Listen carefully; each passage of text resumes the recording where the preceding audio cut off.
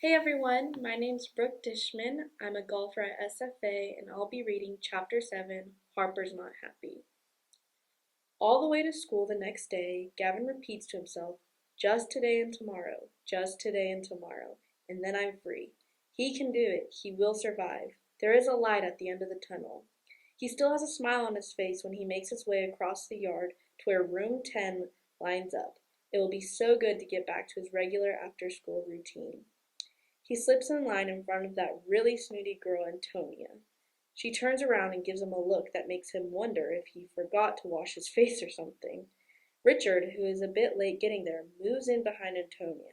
The two fifth-grade classes are already lined up in perfect formation, except for Harper. He keeps turning around to look at Gavin. Uh-oh, what could that be about?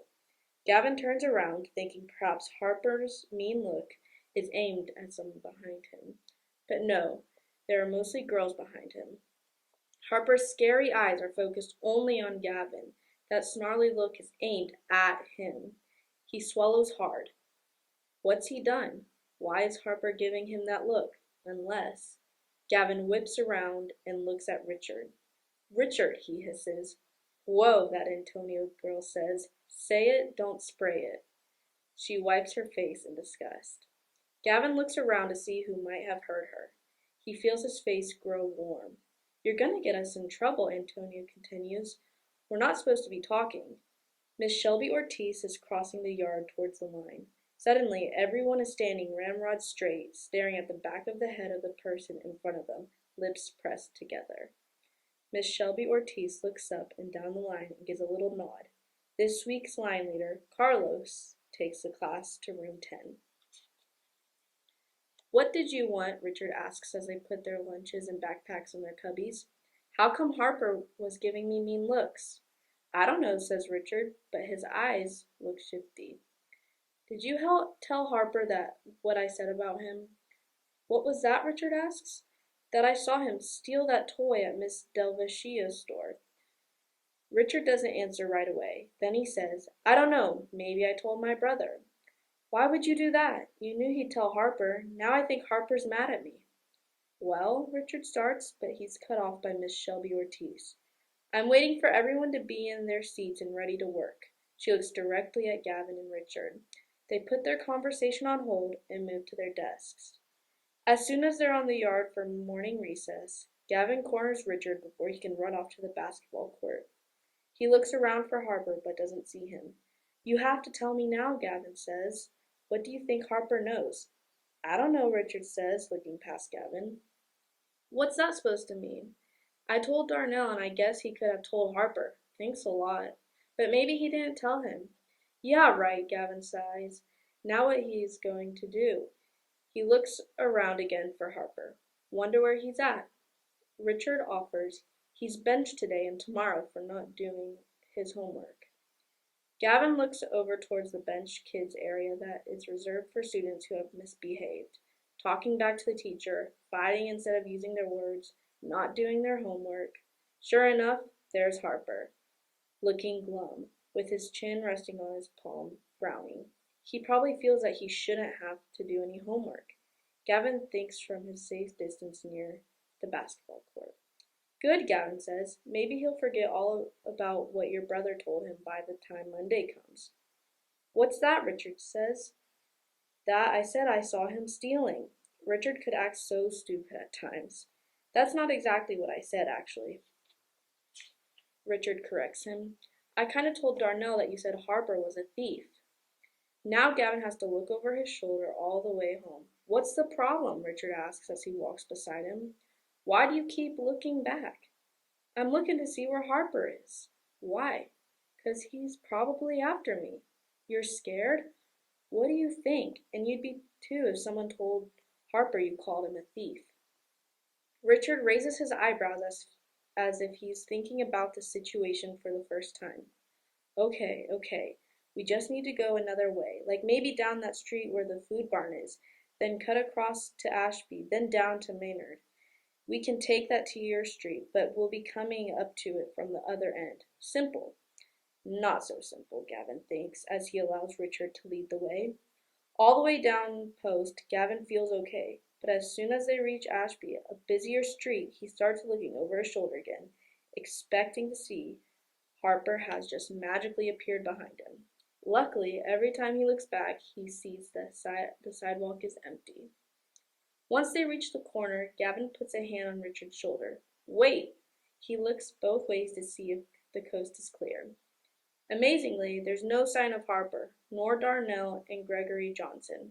They cross the street at the light at Maynard, and Gavin is a little relieved. Halfway down the block, Richard turns off on Fulton. See ya, he calls over his shoulder. Gavin feels a tiny bit abandoned as he continues on to his street. Finally, Aunt Myrtle Huffs opens the door just as he's coming up the walkway. Of course, Carlotta is in her arms, wiggling and making that high-pitched whine that evil little dogs make all the time. She's actually scrambling to get out of Aunt Myrtle's arms. Almost, he realizes as if she's looking forward to him in their walk. For a moment, Gavin almost feels special. No, he thinks. All dogs like to get out of the house. All dogs like to go. Aunt Myrtle hands him the plastic bag in the leash, which is already attached to Carlotta's collar. She sets Carlotta down. The dog practically pulls Gavin down the street steps.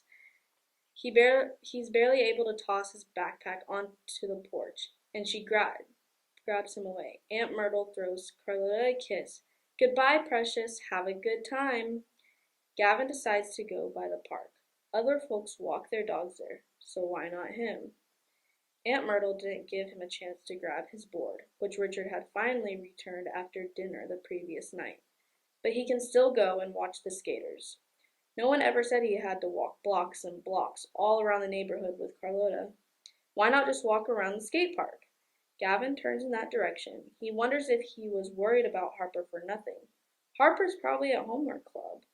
That's where all the bench kids have to go after school, so the coast was probably clear all along. He laughs to himself, imagining big, hulky Harper chewing on his pencil, trying to figure out 2 times 5. He walks once around the skate park and then branches out a little further. He doesn't see Richard Darnell or Gregory Johnson. Carlotta seems happy. She bounces along beside him. She's been freed from prison. On the 3rd time around the skate park, she stops to take care of her business. Gavin's ready with the plastic bag. He's gotten kind of used to it. The trick is to take care of the task quickly before he can think about it too much. He's just deposited the plastic bag in the big trash can near the basketball courts and is wondering where Richard is when someone taps him on the shoulder. I see you still got that ugly little dog. It's not Richard's voice. It's Harper's. When Gavin turns around, he's staring up into his angry face. He doesn't know what to say. His mouth doesn't seem to want to open. He looks down at Carlotta, at the stupid pink bows and the tufts of hair by each ear. At the little rhinestone collar, he keeps his mouth shut. Anyways, I heard you call me a thief, Harper gives Gavin's shoulder a poke. A hard poke. He glares down at him. Gavin bites his lip but still says nothing. Maybe Harper will be satisfied with just giving him a sharp poke on the shoulder and will go away. What do you have to say about that? Gavin doesn't have anything to say. I don't hear you, Harper says with another poke to Gavin's shoulder. Now Gavin is pretty sure Harper's not going to be satisfied with 2 hard pokes. I saw you steal that toy, Gavin says. What? You saw what? It feels like a challenge. Gavin gathers his courage and repeats, I saw you steal that toy and put it in your jacket. You're a liar, Harper says, raising his voice. Gavin's mouth drops open in fear and surprise. How can Harper call him a liar when he knows good and well that he did? But then, behind Harper, he sees that tall guy from the day before, the one with the big shaggy dog coming towards them. Suddenly, the tall guy is putting his hand on Harper's head like a hat. Harper frowns and then looks puzzled. What's the problem here, the guy asks.